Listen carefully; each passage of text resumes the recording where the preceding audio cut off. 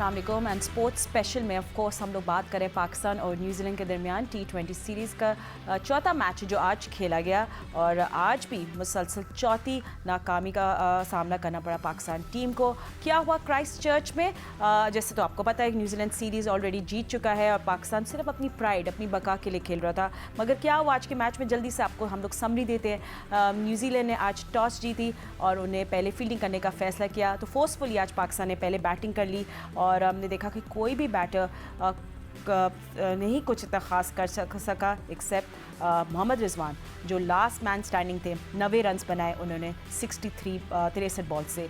158 runs का target दिया था पहले बैटिंग करते हुए पाकिस्तान ने। और उसके बाद आप देख सकते हैं फ़खर जमान 9, साहबजादा फरहान 1, इफ्तिखार 10 और नवाज़ ने रन्स बनाए और 2 रन्स बनाए। शाहिनशाह अफरीदी ने जब न्यूजीलैंड चेस करने आई बहुत ज़बरदस्त स्टार्ट दिया और 3 विकेट्स हुई back to back. First over में 2 और फिर बाद में एक और, तो 20 रन्स पे न्यूजीलैंड की 3 विकेट्स डाउन थी। और जो डेंजर मैन थे फिन एलन वो 8 रन्स बनाकर आउट हो गए। टिम साइफल, सिफर, विल यंग 4 और ये सब कर्टिसी थे शाहिनशाह अफरीदी की। बट जिस तरह रीबिल्ड किया न्यूजीलैंड की जो थर्ड विकेट पार्टनरशिप थी उस पर बहुत ज़बरदस्त उनको क्रेडिट जाता है डैरिल मिचेल और ग्लेन फिलिप्स को, जिन्होंने बिल्कुल चेंज कर दिया गेम और आसान बना दिया न्यूजीलैंड के लिए ये 4th T20 मैच जीतना। एंड ऑफ कोर्स सब बहुत सारी बातें और सवाल हो रहे हैं कि क्या पाकिस्तान अपने मिडिल ऑर्डर्स के बारे में क्या प्लानिंग कर रहा है, क्या सोच रहा है। कोई कॉन्ट्रीब्यूशंस नहीं आ रही वहाँ से और बॉलिंग अगेन टूथलेस, मतलब कि कोई भी थ्रेटनिंग बॉलिंग नहीं लग रही। और क्या थोड़े से हमारे जो आज के टॉप परफॉर्मेंस है उस पर हम नज़र डाल लेते हैं, फिर हम अपने एनालिस्ट से भी बात करेंगे। सो कौन थे पहले हमारे टॉप परफॉर्मर पे पाकिस्तान की बैटिंग की बात कर लेते हैं तो मोहम्मद रिजवान थे। या चले ठीक है, हम लोग अब न्यूजीलैंड की बात करते हैं। ग्लेन फिलिप्स जिन्होंने 70 रन बनाए from 52 with an amazing strike rate और अपने देख रहे हैं कि 3 sixes and 4 boundaries. Second up हम देख रहे हैं Daryl Mitchell 72 of 44 with an amazing strike rate and देखे कि 7 boundaries and 2 sixes. And then Pakistan की तरफ से सिर्फ एक बैटर थे, लोन रेंजर मोहम्मद रिजवान, जिन्होंने 90 रन बनाए 63 गेंदों से। सो एनीवे हमारे एनालिस्ट भी हमारे साथ मौजूद है, बट बॉलिंग के ऊपर भी डालेंगे। मोहम्मद नवाज़ का हम लोग दिखा सकते हैं कि आज वो सबसे एक्सपेंसिव बॉलर थे पाकिस्तान की तरफ से। सो यस, उन्हें 4 ओवर्स में 41 रन्स दिए। सो एक्सेप्ट शाहिनशाह अफरीदी कोई भी बॉलर कुछ नहीं कर पाया। Anyways this is Shaheen Shah Afridi ने 4 ओवर्स में 3 विकेट्स लिए और 34 रन्स लिए। सो हमारे एनालिस्ट हमारे साथ मौजूद है, जल्दी से इनको इंट्रोड्यूस कर लेती हूँ। मेरे साथ हैं former test cricketer Sikandar Bakht, former test cricketer Abdul Razzaq और senior sports journalist Abdul Majid Bhatti हमारे साथ मौजूद है। सिको आई मीन जस्ट पहले हम लोग बैटिंग की बात कर लेते हैं। आज चले अच्छा हुआ कि हमें बैटिंग का चांस मिल गया, हमने ये भी देख लिया। तो जिस तरह अभी शाहिनशाह अफरीदी ने भी आज प्रेस कॉन्फ्रेंस में कहा कि हम लोग 25-30 रन शॉर्ट थे।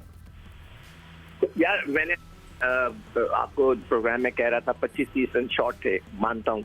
आपने जाके रिजवान से पूछा कि आखिरी ओवर में आपने मारने की कोशिश क्यों नहीं की? आप 90 पे बैटिंग कर रहे हैं, आप उसको हीरो बना रहे हैं कि 90 के अंदर उन्होंने लोन वॉरियर व्हाटएवर।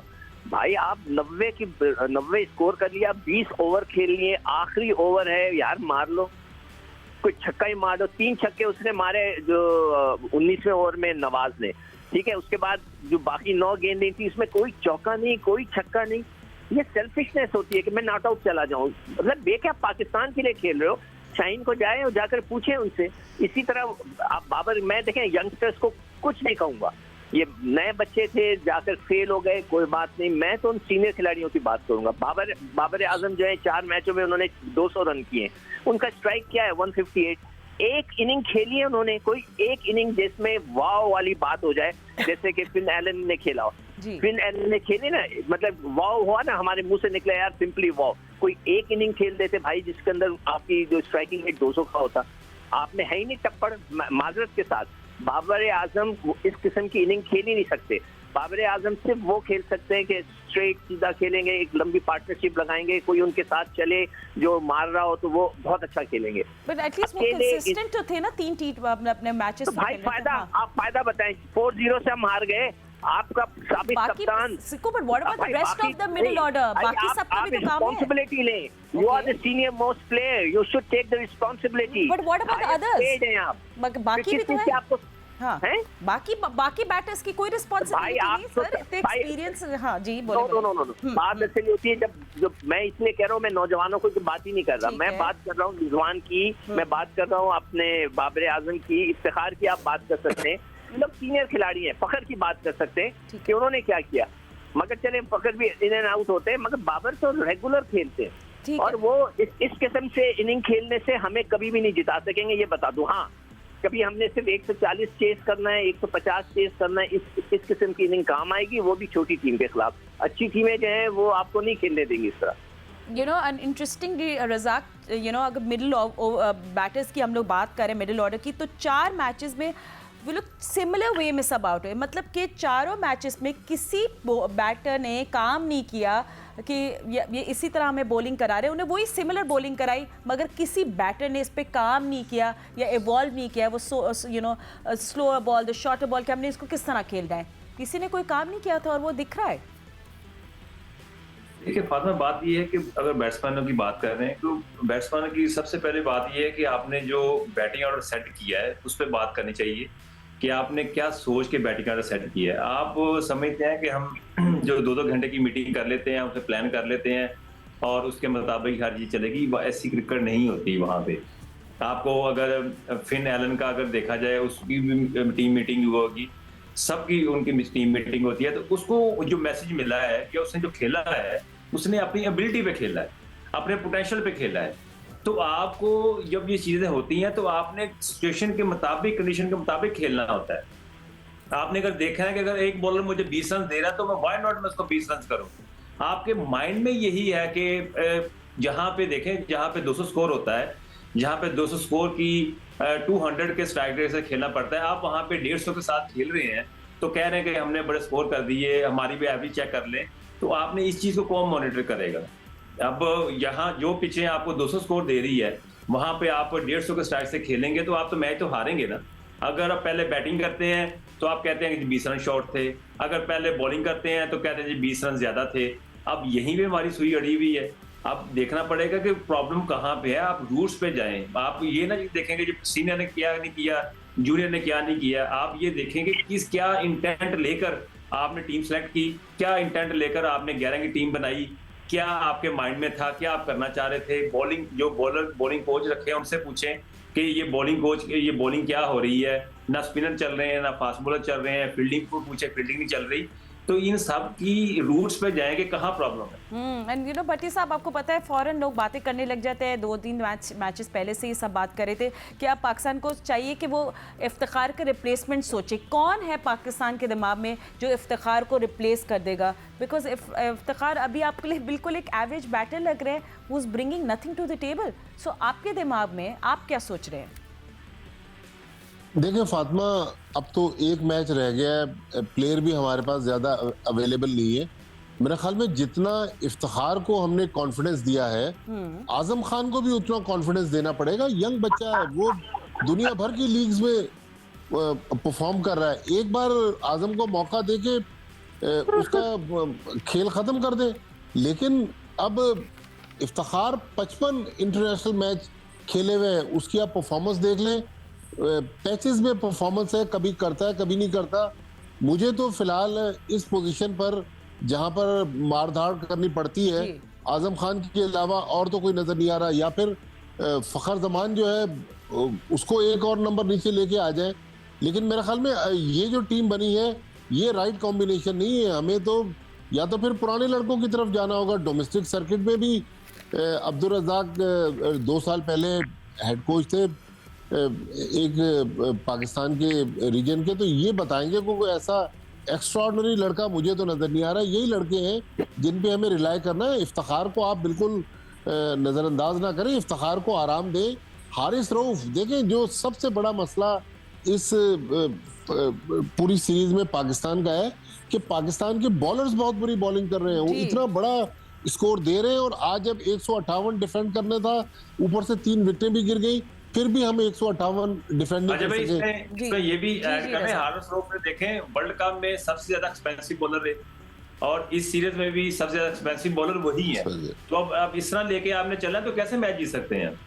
जी बिल्कुल। अच्छा, फिर हम उनके नखरे भी बर्दाश्त करेंगे, वो टेस्ट मैच नहीं खेलेंगे, वो वाइट बॉल फॉर्मेट में अपनी पसंद की जो सीरीज है वो खेलेंगे। तो प्लेयर जो है वो अगर स्ट्रांग हो जाएंगे as a institution, PCB weak हो जाएगा, तो फिर तो पाकिस्तान क्रिकेट ठीक का है, अल्लाह ही और हाफिज है, पीसीबी को मजबूत होना पड़ेगा। ठीक है, और आपको हम फैज़ान लखानी जो हमारे कॉरेस्पॉन्डेंट हैं उन्हें भी हमारे साथ कुछ स्टैट शेयर किया है, डेटा कि भाई ये पाकिस्तान की वर्स्ट एवर, मतलब पाकिस्तान की बदतरीन बॉलिंग परफॉर्मेंस है इन एनी बायलैटरल सीरीज जो होती है उसमें बदतरीन परफॉर्मेंस है।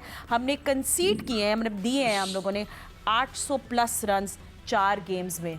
नेवर हर्ड ऑफ सिक्कू, never heard of this, but you have to be right, you have to think about this सिक्कू। आपकी बॉलिंग आपको लेट डाउन कर रही है और ऑफ कोर्स फिर उसके साथ फील्डिंग पे तो अब आगे जाके बात करेंगे।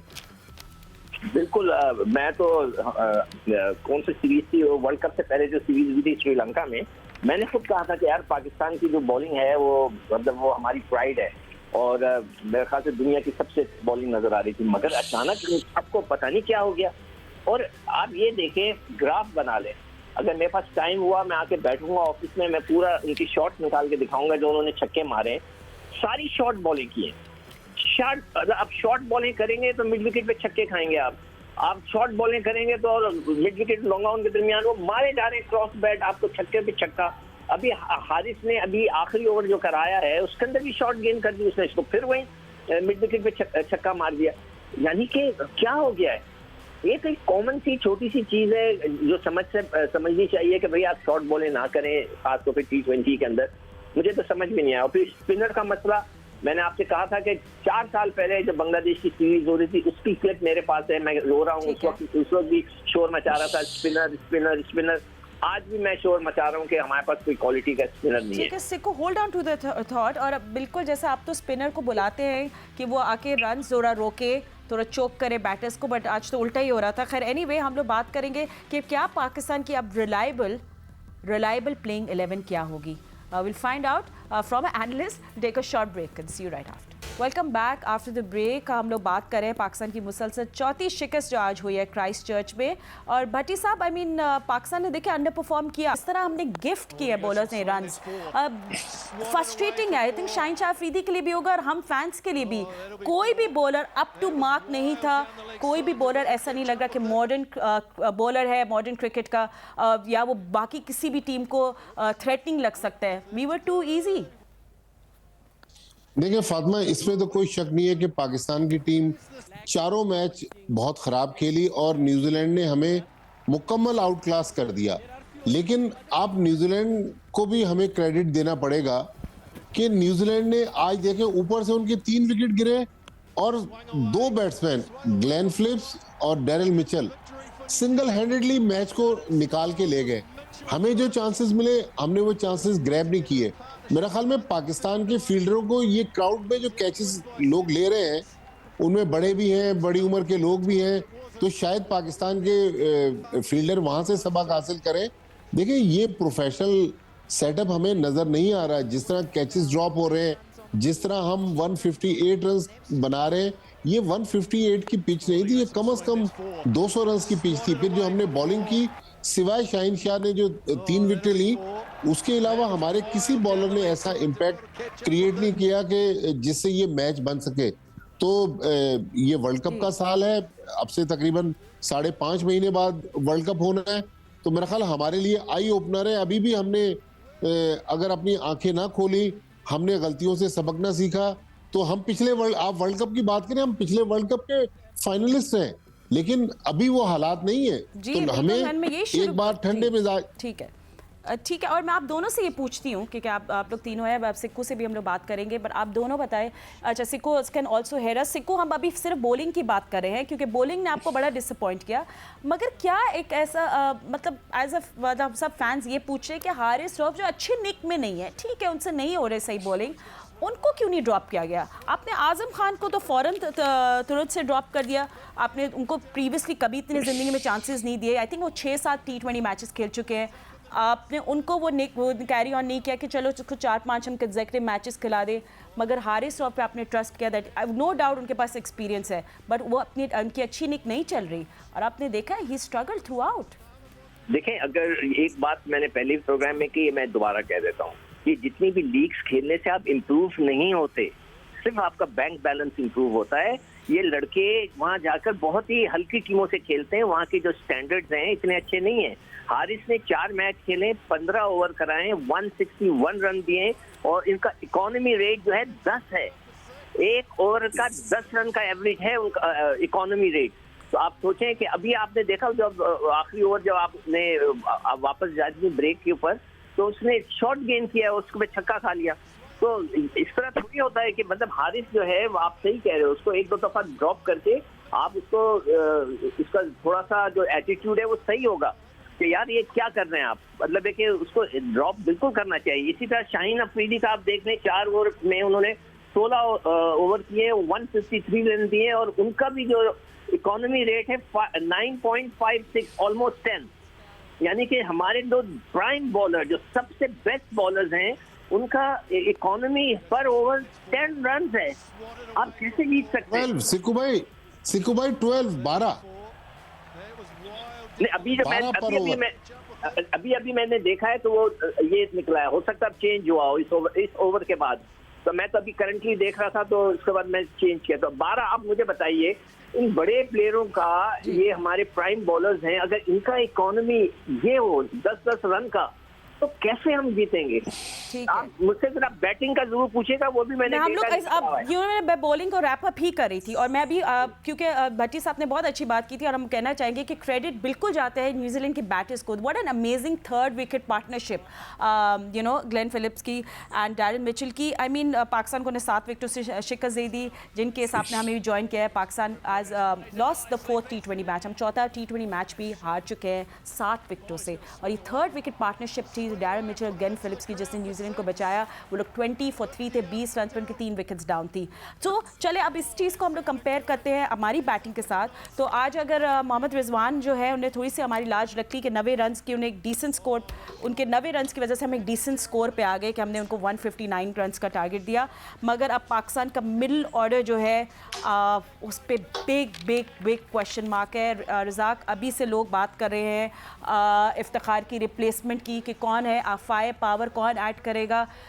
आई mean what can we say, batting toothless थी जैसे बॉलिंग। देखिए फातिमा, अगर आप T20 के शुरू से बात करती हैं तो फखर को मुझे समझ नहीं आ रही कि फखर पे किस तरह एडमिट कर गए कि वो नीचे खेलेंगे, कि वो बेसिकली हर अभी PSL में भी ओपनिंग नजर आएंगे, हर जगह पे ओपनिंग वो करते नजर आएंगे। तो ये इस चीज़ की मुझे समझ नहीं आ रही। और आपने अपने एक्सपेरिमेंट करने के लिए, अपने तजर्बात जो जितने भी थे, ज़हन में आइडिया थे, उसको दुरुस्त साबित करने के लिए आपने जो एक्सपेरिमेंट किए हैं वो सारे फेल हुए। आपने कंडीशन के मुताबिक डिसीजन नहीं लिए। यंगस्टर को बनाने का मकसद ये नहीं होता कि आप उनको टफ कंडीशन में डाल दें। यंगस्टर को बनाने का मकसद ये होता है कि जब आप उनको पॉलिश करने जा रहे हैं, पाकिस्तान के लिए लंबा खिलाना है, तो उनको इजी टास्क दें। आपने सैम अयूब को ऐसी टफ कंडीशन में डाल दिया, ठीक है, अब वो नहीं किया तो अब मैं बात कर रहा हूँ, पर ये एक होता है हर प्लेयर के साथ। आप यंगस्टर के साथ आप उनको एक टफ कंडीशन में नहीं डाल सकते। आप उनको साथ लेके चलते, फखर ओपन करते, सैम अयूब को आप बाद में खिलाते। अगर आप ये जीत जाते सीरीज 3-0 से, जी 71-80 एक डिसेंट स्कोर होता है इस पेज पे, और मगर वो ब्लेम करेंगे जो missed chances and missed opportunities मिली पाकिस्तान को। इंटरेस्टिंगली सिक्को में भी देख रही थी जब फ़खर रिजवान बैट कर रहे थे, 8वें ओवर पे उन्हें बनाए 5 रन, फिर नेक्स्ट ओवर पे 4 रन, फिर 10वें ओवर पे 6 रन, फिर 11वें पे 7 और 12 पे 5। Mind boggling how they were playing at that time. अब आपने एक कहा था कि रिजवान ने पुरानी झलक दिखा दी, बहुत ज़बरदस्त बैटिंग की और पुरानी झलक दिखा दी। तो वाकई वो पुरानी झलक मुझे जो है एशिया कप के फाइनल की याद आ गई, जब वो हम 160 चेस कर रहे थे तो उन्होंने बैटिंग शुरू की तो 8 का एवरेज था, जब वो छोड़कर आया 16 ओवर में तो 18 का हो गया। मैं आपको थोड़ा उनके आज की जो है ना थोड़ा सा डेटा बताता हूँ। उनका जो स्ट्राइकिंग रेट था जो मैंने अभी निकाला है रिजवान का, उन्होंने 90 गेंदों में 63 किए। एलन ने उससे पिछले मैच में 137 किए थे 62 बॉल पे। जब तक हमारा प्लेयर ऐसी बैटिंग नहीं करेगा हम नहीं जीत सकते। अच्छा, अब आइए लास्ट ओवर रिजवान ने 4 बॉलें खेली लास्ट ओवर की। आप सोचें उन्होंने कितने रन बनाए होंगे? 4 गेंदों में लास्ट ओवर में 4 रन। कोशिश ही नहीं की कि कोई छक्का मारे ना कोई चौका मारे। ये सेल्फिशनेस है। आई एम वेरी सॉरी, उनको ये लफ्ज पसंद नहीं आएगा कि ही सेल्फिश, कि मैं नॉट आउट चला जाऊं। यार आप पाकिस्तान के लिए खेल रहे हो, आखिरी ओवर खेल रहे हो, 90 पे बैटिंग कर रहे हो, 20 ओवर्स आप खेल गए हो, आपको अब तो गेंद फुटबॉल नजर आना चाहिए था। आपने एक चौका नहीं मारा, 4 गेंदें खेली, सिर्फ 4 रन बनाए। अच्छा, अब और एक चीज देखें, 6 ओवर से लेकर 14 ओवर तक कौन कौन खेल रहा था? रिजवान, फखर और इफ्तिखार। ये 3 लड़के खेल रहे थे from 6th over to 14th over. और इन्होंने कितने चौके मारे? 1। कोई छक्का नहीं, कोई कुछ नहीं, सिर्फ सिंगल दुक्के, 1 चौका मारा है। अगर हम इस स्टाइल से बैटिंग करेंगे तो हम कहाँ 170 पे पहुंचेंगे? अभी जो शाहीन कह रहे हैं कि मैं 170 का टारगेट अच्छा होता तो जाके खिंचाई करें ना रिजवान की, पूछे उनसे। ठीक है, भट्टी साहब का भी इनपुट ले लेते हैं। भट्टी साहब, मिडिल ऑर्डर की अगेन वही जो सिक्को बात कर रहे हैं, वो फायर पावर, दो सिक्सेस, दो boundaries, nothing, it doesn't look like a T20 match. देखिए फातिमा, अगर हम ऊपर से आए, हमने जो इस सीरीज में एक्सपेरिमेंट किया कि बाबर को 1 डाउन पर लेकर आए, तो मेरे ख्याल में वो हमारा एक्सपेरिमेंट ठीक नहीं हो सका, क्योंकि पहले या दूसरे ओवर में तो बाबर वैसे ही अंदर जाते रहे। तो मेरे ख्याल में नंबर 1 के उस ओपनिंग जोड़ी को अब वापस लेके जाना चाहिए, या फिर फखर से ओपन करवाएं। जो सबसे हमें इस वक्त कंसर्न है, एक तो आजम खान को हमने 3 मैचेस ट्राई किए, आजम खान को मेरा ख्याल 1 मैच 5वां अब दे देना चाहिए। लेकिन इफ्तिखार की जो फॉर्म है, इफ्तिखार ने 4 मैचों में 39 रन बनाए हैं। तो इतना सीनियर प्लेयर जो 55th T20 इंटरनेशनल आज अपना खेल रहा था, उसकी परफॉर्मेंस इंसाफ नहीं कर रही। जब इंसाफ नहीं कर रही तो फिर हसीबुल्ला पीछे बैठा हुआ है, हसीबुल्ला को अगला मैच खिला दें। कल मैं कामरान अकमल को सुन रहा था, एक तो हमारा हर बंदा माइक देख के बोलना शुरू कर देता। कामरान अकमल पीसीबी के सिलेक्शन कंसल्टेंट है, उन्होंने कहा कि जी नए लड़कों को चूंकि हम ट्राई कर रहे हैं इसलिए पाकिस्तान टीम हार रही है। भाई नए लड़कों को ट्राई जरूर करें, लेकिन उन लड़कों की क्लास तो देखें कि जिनको हम ट्राई कर रहे हैं वो वाकई इस काबिल हैं कि पाकिस्तान को आगे ले जा सके। So let's see Pakistan team and उनके थिंक टैंक अब क्या सोच रहा होगा। हम लोग यहाँ लेंगे क्विक ब्रेक और आपसे मिलते हैं on the other side. Stay with us. Welcome back after the break. हमारे एनालिस्ट हमारे साथ मौजूद है, तो उनके पास हम स्ट्रेट अप चलते हैं।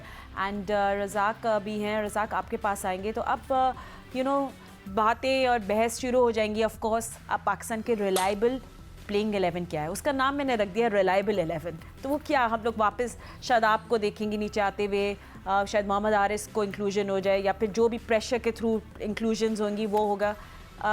क्या पाकिस्तान के थिंक टैंक को अभी क्या सोचना चाहिए और क्या करना चाहिए? अभी वर्ल्ड T20 आपके बिल्कुल लिटरली कुछ महीनों में खेला जा रहा है। देखिए फातिमा, बात ये है कि पिछले 3-4 साल से तो आपको काफ़ी चेंजिंग कर रहे हैं। जो ओपनर है उनको नीचे खाने की कोशिश कर रहे हैं, और हमारा मसला जो है एक तो फास्ट बॉलिंग है, और जब तक हमारे जहन से वो जो ग्रेडनेस है विकेट लेने की वो नहीं जाएगी तो हम इम्प्रूव नहीं कर सकते। कि हमारे जहन में ये होता है हम फास्ट बॉलर होते हैं तो ऐसे लग रहा था जैसे कि आप ऑफ स्पिनर बॉलिंग कर रहे हैं, और ये हमारी टेक्निक है, ये हमारी मेंटली टफनेस है।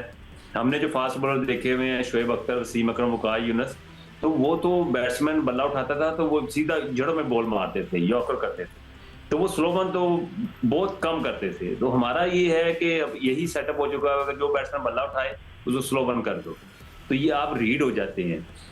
दूसरी टीमें आपको देखती हैं कि आपकी क्या, आपकी स्ट्रॉन्गेस्ट बॉल क्या है, उसके मुताबिक आप खेलते हैं। तो इसी तरह ये ना हारिस रऊफ को जिस तरह मार पड़ रही है, तो आज से 2 साल पहले तो वो अनप्लेबल थे। तो अब ये देखें ना, अब इस चीज़ को उनको देखना पड़ेगा, कोई वैरायटी, कोई अच्छा यॉर्कर, कोई अच्छी लेंथ उनको डेवलप करनी पड़ेगी। इस तरह क्रिकेट नहीं कि भाग के आएंगे तो स्लो वन फेंकेंगे तो आपको विकेट मिल जाएगी। जैसे सिक्को आई थिंक रज़ाक कह रहे हैं कि I think for everyone it's back to basics. But खैर आपने अभी एक और मैच भी खेलना है, और पाकिस्तान ने अंडर परफॉर्म किया, और आप स्पिनर की भी अभी बात कर रहे थे। Sikko, how to improve this bowling unit? मतलब कहाँ, where are we going wrong as think tank? हम लोग गलत कर रहे हैं या बॉलर्स को आप, व्हाट इज गोइंग ऑन? अभी इसको किस तरह फिक्स करना है? और अभी जो अपने 5th T20 मैच खेलना है, हम क्या इस पर कुछ कर सकते हैं एनी डिफरेंट? यार देखो फातिमा, अभी आपने भी वही बात की कि जिनको हमने खराब परफॉर्मेंस पे निकाला, जिनकी कोई कंट्रीब्यूशन नहीं नजर आ रही थी, न वर्ल्ड कप में शादाब हुए, मोहम्मद हारिस को तो मैं पता नहीं, मैंने तो कभी अच्छा खेलते हुए नहीं देखा। नहीं, मगर अब डोंट बी सरप्राइज कि वो लोग वापस आ जाए। नहीं, मैं सिर्फ ये कह रहा हूँ कि आप उनका नाम ले रही हैं, आपको तो नाम भी नहीं लेना चाहिए उनका। नहीं, मैं नहीं ले रही हूँ, मुझे लगता है कि बताइए कि मोहम्मद हारिस ने कौन सी इनिंग खेली है। वो खुद बैठ के कह रहे थे उस दिन, याया ने उनका पूरा रिकॉर्ड बता दिया था, पता नहीं कितने मैचों में उन्होंने इतने रन किए हुए। तो यार हम जिनको निकाल चुके हैं अपनी बैड परफॉर्मेंस से, हम दोबारा उनको लेना चाहें? अगर ये हमारी क्रिकेट का हाल हो गया है, ये जो नए यंगस्टर्स को आप फेल हो गए हैं, आप इनको दोबारा खिलाएं, ठीक है, और इनको आप अपने होम ग्राउंड्स पे खिलाएं, इनको फिर से कॉन्फिडेंस दें। और बस कोई क्लैरिटी इस पे दे, आप इन्हीं लड़कों की बात कर रहे हैं ना सीरीज में जो फेल हुए हैं, क्योंकि आपको पता है फिर आप जो बाकी प्रीवियस फेल होलवाते हैं उनको भी वापस बुला लेते हैं। तो वो आप ये देखिए साइम अयूब, आज मैंने पहले आपको जब आप प्रोग्राम कर रही थी, मैंने क्या बोला, इसका बल्ला ही सीधा हो गया, नेचुरल बैटिंग नहीं कर रहा है। हाँ, बिल्कुल, उसने बल्ला ही सीधा कर दिया। वो बल्ला सीधा करने वाली क्रिकेट नहीं है ये। जब आपको खेलना होता है, ये जिस स्टाइल है आपका, वो तो आपने दिखाया ही नहीं। वो तो मैं पहले ही देखते ही मैंने कहा ये तो बल्ला सीधा कर लिया, किसी ने इसको कहा 50 करो अपने। वो अपने 50 के चक्कर में था, वो बेचारा फेल हो गया। इन सब लड़कों को आप दोबारा प्रॉपरली चांस दें। जो सीनियर खिलाड़ी है ना, आप उनको थोड़ा बिठा दें, कोई बात नहीं। नए बच्चों को सारों को एक टीम में खिला दें, ताकि आपको कोई मटेरियल तो मिल जाए। अगर आप, वो बाबर ने क्या तीर चला लिया, मैं यही पूछ रहा हूँ। 3 50 किए, कोई 1 50 उसने कोई ऐसा किया कि जिसमें हम कहें वाओ, कोई नहीं किया। रिजवान ने क्या किया, आज आपने 90 मैच में उसकी तारीफों की कलाबाजियां खिला दी हैं आपने। उसने क्या किया है, 60 गेंदों पे 90 किए, पूरे 20 ओवर खेला और 90 रन किए। आखिरी ओवर में एक चौका नहीं मारा। फिर भी आप कोई डिसेंट स्कोर तक ले आए थे सिक्को, वरना तो ये तो 159 यार। आई एम वेरी सॉरी, अगर आप टीम के टॉप प्लेयर हो, आप अपने आप को कैटेगरी ए में रखते हो, आप सबसे ज्यादा नखरे आपके हैं, तो यार आप करके भी तो दिखाओ। ठीक है, मतलब आप दूसरों को खिलाओ, खुद खेलो। अगर फकर गलत खेल रहा था, वो उल्टे सीधे, मैंने अभी स्कोर निकाला, फकर ने सिर्फ 39 रन किए यार, मतलब अमेजिंग। सॉरी, फकर ने 93 किए, इफ्तिखार ने 39 किए। ये हमारे सीनियर खिलाड़ी हैं। अगर इफ्तिखार सिर्फ 39 रन करेगा, फकर सिर्फ 93 करेगा और रिजवान सिर्फ 140 रन करेगा, तो फिर बेचारे नए बच्चों को हम क्यों ब्लेम करें? क्यों साइम को करें, क्यों हम आजम को करें, क्यों हम दूसरे जो बच्चे नए खेलें उनको क्यों करें? और आपके बॉलिंग में भी मैं वही बात करूंगा कि अगर आपके जो स्टार बॉलर्स हैं, शाहीन का मैं पहला ओवर देख के हैरान रह गया, उसने 2 तो आउट कर दिए, एक गेंद उसने ऑफ स्टंप पे दी कि एक किसी चौका पड़ा, बाकी सारी टांगों पे की उसको गलती से विकेट मिल गई। मैं वेरी सॉरी, मुझे कहना पड़ा है, वो तो उसको तुक्के में 2 विकेट मिल गई हैं, मगर उसने बॉलिंग अच्छी नहीं की है। उसके जो मेंटोर हैं वो खड़े होकर देखें, उनकी बॉलिंग का ये निकालें पहले ओवर का स्पेल और बताएं कि उसने क्या बॉलिंग की है। ये हमारा प्राइम बॉलर है। पूरा जेस्ट ऑफ कॉन्वर्सेशन ये है कि ऑफ कोर्स हमें मिडिल ओवर्स के लिए क्वालिटी स्पिनर चाहिए। आपके बॉलर्स को एग्जीक्यूशन अपनी सही करनी है क्या, अपने फास्ट बॉलर्स को, और रियली बहुत सारी चीज़ें हमारी फील्डिंग पे भी आ जाती है, क्योंकि ये बार बार इशू ब्रिंग अप हम करें। बट इंटरेस्टिंगली मैं आप लोग सबसे एक्चुअली पूछना चाहूँगी नाउ, क्योंकि 4 T20 मैचेस हो गए हैं। सो भट्टी साहब से हम शुरू करते हैं पहले कि भट्टी साहब, आपको शाहीन एज ए कैप्टन या थिंकिंग या प्लानिंग, आई नो जब आप शिकस्त हो रही होती है तो उस टाइम कुछ भी अच्छा नहीं लग रहा होता, बट एनालाइज करें उनकी कप्तानी, आपको कैसी लगी? अभी देखिए काफी इम्प्रूवमेंट की गुंजाइश है शाहीन में। जिस तरह आज भी आप देखें फील्ड प्लेसिंग उन्होंने जिस तरह की थी, तो बेहतर फील्ड प्लेसिंग करनी चाहिए थी। तो अभी शाहीन सीखने के मरहले में, मेरे ख्याल में शाहीन को तो मौका दें। लेकिन अभी देखें फातिमा, इस सीरीज के बाद PSL शुरू हो जाएगी। PSL में अगर कोई 40 ही बनाएगा ना, तो आप देखिएगा टेलीविजन पर उन लड़कों की क्या हेडलाइंस चलेंगी। ये हमारी मेमोरी बहुत शॉर्ट है, हम ये सब भूल जाएंगे कि हम एक बायलैटरल सीरीज बड़े मार्जिन से हार के आ रहे हैं। मेरे ख्याल में अभी जो पिछला हमने माइंडसेट देखा पिछले 3 क्रिकेट बोर्ड का, रमीज राजा आए, रमीज राजा ने मिसबाह और वकार यूनुस को आते ही हटा दिया। फिर नजम सेठी आए, नजम सेठी ने कोचिंग स्टाफ को फारिग कर दिया। उसके बाद ज़का अशरफ आए, ज़का अशरफ ने अपने कोचिंग स्टाफ लेकर आ गए। मेरे ख्याल में पाकिस्तान क्रिकेट बोर्ड में हमें एक लॉन्ग टर्म मैनेजमेंट लाने की ज़रूरत है, जो 3 साल के लिए खुद भी आए और 3 साल के लिए टीम मैनेजमेंट प्रोफेशनल लोगों पे ला के रखे, क्योंकि ओवरनाइट कोई बंदा ऐसा नहीं है जो रिजल्ट दे सके। फिर जो वाकई अच्छे लोग हैं या अच्छे लड़के हैं, right man for the right job, जो वाकई डिजर्व करते हैं पाकिस्तान के लिए, उनको चांस देना चाहिए। अब बार बार उखाड़ पिछाड़, तब्दीलियां, कप्तान चेंज, कोच तब्दील, ठीक है, मेरे ख्याल में इससे कोई फर्क नहीं पड़ रहा, नुकसान हो रहा पाकिस्तान क्रिकेट ठीक को। है। आने वाले प्रोग्राम्स में हम लोग ज़रूर और बातें करेंगे। ऑफ कोर्स कल भी हम आपको मिलेंगे क्योंकि 50-20 मैच संडे को खेला जाएगा, उस पर भी हमने बात करेंगे। पाकिस्तान टीम में क्या चेंजेस होंगी क्या नहीं, will wait and watch. But अभी फ़िलहाल इतना ही वक्त है, अब मिलेंगे आपसे कल। अल्लाह।